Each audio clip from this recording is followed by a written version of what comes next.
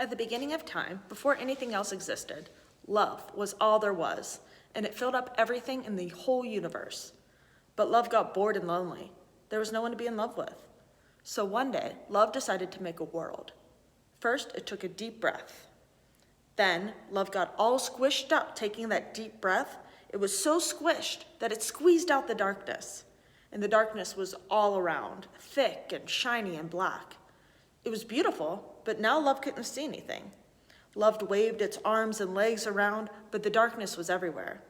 I have to do something about this, said love. It thought for a minute and tried to think of the most wonderful, beautiful, warm thoughts ever. Love thought harder, and all of a sudden, love called out, I want light, and pop! All of the warm and wonderful and beautiful thoughts exploded outward in 10 different directions and shaped themselves into 10 big glowing glass balls. Each ball was filled with a spinning lump of pure light and warmth.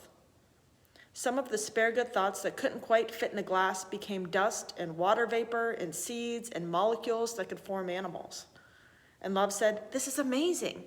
I better make something for the light to shine on. So it waved its arms and kicked its legs, and all of the dust and water vapor and molecules that had been scattered around when the glass balls formed began to form into another huge ball. This one of dirt and water and plants and animals. Love called this the earth. The 10 balls of light started toward the earth, and if they had made it here in one piece, the entire planet would have been exactly the way love wanted it.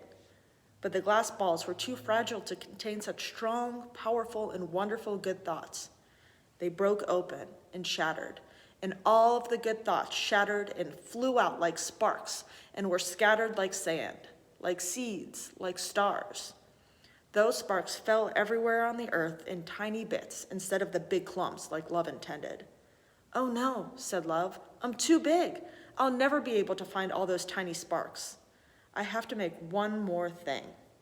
So love waved its arms and kicked its feet one last time, and people appeared on the earth.